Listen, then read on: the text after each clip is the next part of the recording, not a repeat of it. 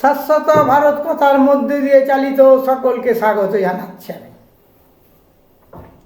সকলকে স্বাগত জানাচ্ছি। বিষয় মৃত্যু, পরলোক ও পুনর্জন্ম। এটা চতুর্থ পর্ব চলছে। কোথায় স্বর্গ কোথায় নরক, কে বলে তা বহুদূর, মানুষের মাঝে স্বর্গ নরক, মানুষই ঈশ্বরাসুর। এই নিয়ে কিছু আলোচনা করেছি। এরপরে আছি এই জীবনে যা কিছু হারিয়ে গেল, শত চেষ্টা তো যাকে ধরে রাখতে পারা গেল না, সে চিরকালের মতো হারিয়ে গেল। সেই যেই কামনা অতৃপ্ত রয়ে গেল, পরকালে তা পরিতৃপ্তি আস্বাদন করে নিতে পারবে।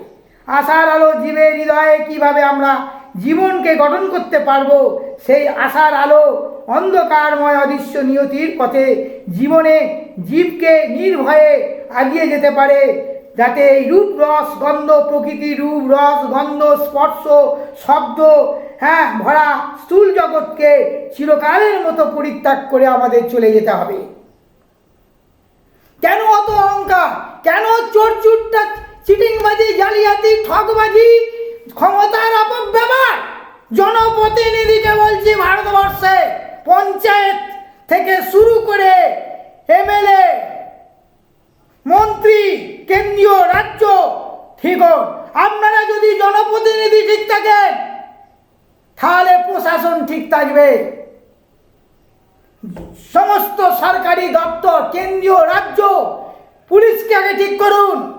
সমস্ত রকমের আমাদের ঘুষ বন্ধ করুন। যিনি ঘুষ দেবেন অপরাধী, সেও অপরাধী। যিনি ঘুষ নেবেন সেও অপরাধী। এই আমাদের দেশে ক্লাবসে দুর্নীতি মুক্ত সমাজ চাই, দুর্নীতি মুক্ত আমি ভারতবর্ষ চাই। কেন দুর্নীত নষ্ট? কেন ধর্ষণ করছে মামনেদের ওপর? শিক্ষা চাই। শিক্ষাই একদম সবচেয়ে মানুষ তৈরি করবে। স্বামীজি বারবার বলে গেছে,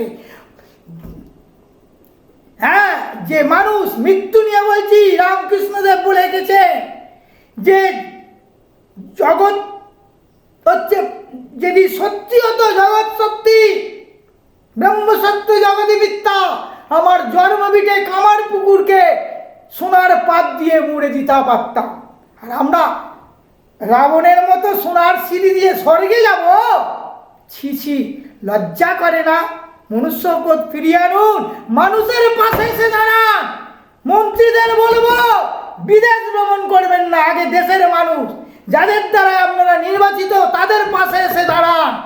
ঘরে ঘরে, প্রতিটি ঘরে ঘরে আসুন। তবেই বলবো ভারতের জনতা পার্টি, তবেই বলবো হিন্দু ধর্ম, তবেই বলবো সনাতন ধর্ম। ভারতীয় আদর্শ, ভারতে জন্মালে ভারতীয় হওয়া যায় না। ভারতে জন্মালে ভারতীয় সংবিধান অনুযায়ী ভারতীয় নাগরিক হওয়া যায়, ভারতীয় হওয়া যায় না। ভারতীয় হওয়া বড় দুষ্কর। ভারতীয়, আমি নিজে ভারতীয়, সনাতনী ধর্ম। সত্যে যিনি বিচরণ করেন, সত্য পথে যিনি চলেন, তিনি ভারতীয়। সত্যমেব জয়তে। আমাদের প্রতীকে থাকবে অসত্যম্যে, অথচ আমরা সত্যকে মানব না। অশোককে মানব না, সম্রাট অশোককে। আমি মৃত্যু নিয়ে আবার ফিরে আসি। যা জীবনে রবীন্দ্রনাথ সেখানে বলেছে যে আশায় জীবনে যত পূজা হলো না সারা, জানিয়ে জানি তা হয়নি হারা, যে ফুল্লা ফুটিতে ঝরিছে ধরণীতে, যে নদী মরুপথে হারালো ধারা, জানিয়ে জানি তা হয়নি হারা, জীবনে আজও যা রয়েছে পিছে, জানিয়ে জানি তারা তা হয়নি মিছে।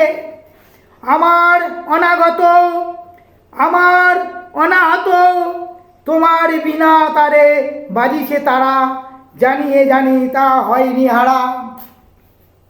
এই পরলোক রহস্য ভেদ করবার জন্য মানুষের চেষ্টার অন্ত নাই। চলিত কথায় প্ল্যানচেট বলা হয়, প্ল্যানচেট।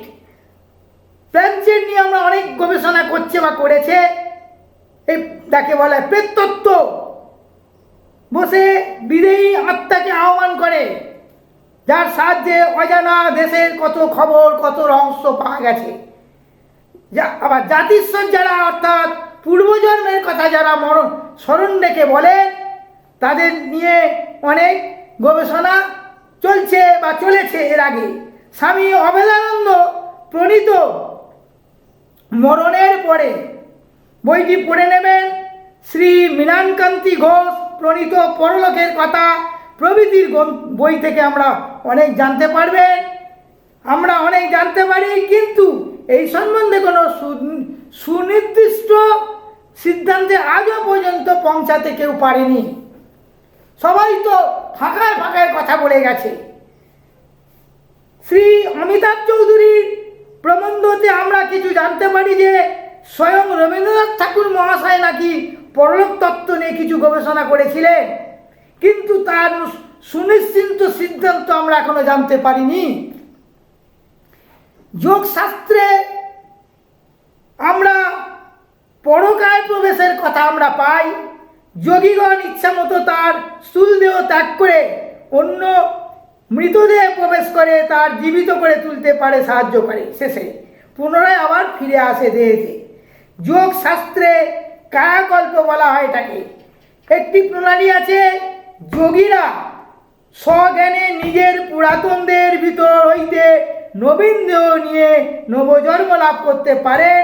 স্বামী যোগানন্দ প্রণীত যোগীর আত্মজীবনী থেকে আমরা জানতে পারি। পরলোকগত শ্রীমৎ যুক্তেশ্বর গিরি মহারাজ স্থূল দেহ ধারণ করে তার শিষ্যকে দর্শন করে দিয়েছিলেন। কেউ কেউ বলেন, কেউ কেউ বলে থাকে পরলোক পুনর্জন্মবাদের মধ্যে কোনো সঙ্গতি নেই। বেদে পুনর্জন্মের কথা উল্লেখ আছে। পরবর্তী যুগে বৌদ্ধ দর্শন হতে হিন্দু ধর্মের পুনর্জন্মবাদের অনুপ্রবেশ ঘটেছে মাত্র। চতুর্বেদের মধ্যে প্রাচীনতম বেদ হলো ঋগ্বেদ। এখনো দেখা যাক পরলোকে পুনর্জন্মের মধ্যে সম্বন্ধে ঋগ্বেদ কি বলছে। ইদং পিতৃব্য নম অস্তাদ্য, যে পূর্বাংশ য উপবাস ইয়, যে পার্থিব রজ সা নিয়ন্তি, যে নুন্নুম সুবিজারাস্যু ভিক্ষু। যার পিতৃলোক বহু পূর্ব গমন করেছে কিংবা পশ্চাতে গমন করেছে, তারা পৃথিবী লোকে আছেন, অথবা যার ভাগ্যবান তারা তাদের মধ্যে কথাবার্তা সকলকে অদ্য এবং কিছু নমস্কার করে থাকেন। আচ্ছা, এরপরে যেতে বলবো আমরা শাস্ত্রে আবার শিবাস্তু বেদে রকম পাচ্ছে যে জাত বেদা অগ্নি, তোমার যে সকলকে মঙ্গলময়ী মূর্তি আছে তাদের দ্বারাই মৃত ব্যক্তির আত্মাকে পুণ্যবান লোকেদের ভবনে গ্রহণ করে নিয়ে যাও। হে অগ্নি, যে তোমার আহুতি স্বরূপ হয়ে যজ্ঞের দ্রব্য ভজন করে থাকো, আসছ সেই মৃতের আত্মাকে পিতৃলোকেদের নিকট প্রেরণ করো। এটাই অবশিষ্ট আছে তার জীবন প্রান্ত হয়ে উত্থিত হোক। হে জাত বেদা, সেই পুণ্যবান শরীর জীবন, তোমার মন পুনরায় প্রত্যাগমন করো, তুমি কার্য করো, বল প্রকাশ করো, জীবিত হও এবং সূর্যকে দর্শন করো। সূর্যকে দর্শন করো ঋগ্বেদে আমরা পাই। সম্পূর্ণ সুক্তিটির প্রত্যক্ষ ঋগের শব্দে পাই, তোমাকে আমরা ফিরিয়া দিচ্ছি, তুমি জীবিত হইয়া ইহলোকে আসিয়া বাস করো। সামবেদে বলা আছে, বিধানের পিতৃ শব্দে আছে স্বর্গবাস, পুনরায় ক্ষেত্রে পড়ে সেই সংজ্ঞা। এই সংসারে আসিয়া আমার সর্বধর্মবিদ পিতা বৈদিক ক্রিয়ার রত থেকে 10 জন্ম বিগ্রহ লাভের পরে কর্মক্ষয় হলে নিশ্চয়ই মোক্ষ লাভ করবে। এটাই বুঝতে হবে। কষ্ট কি? বৈদিক চেতনা তো আমরা আত্মার অমরত্ব, পরলোক ও পুনর্জন্মের ভাবে ইঙ্গিত আমরা পেয়েছি। কষ্ট হয় কি? বৈদিক চেতনাকে আত্মার অমরত্ব, পরলোক ও পুনর্জন্মে ইঙ্গিত রয়েছে। এই জীবলোক আমারই সনাতন অংশ। প্রলয়কালে জীবাত্মা আমার প্রকৃতিতেই অবস্থিত হয়ে পুনরায় সংসারে উপভোগ্যার্থ মন ও পঞ্চেন্দ্রকে আকর্ষণ করে থাকি। হ্যাঁ, মানুষ কি নিত্য জাত, অর্থাৎ সর্বদা জাতরূপে আছে, না মৃত্যুর পরে মানুষ জন্ম লাভ করে, এটাই পুনরায় জন্ম দিতে কে সক্ষম হয়।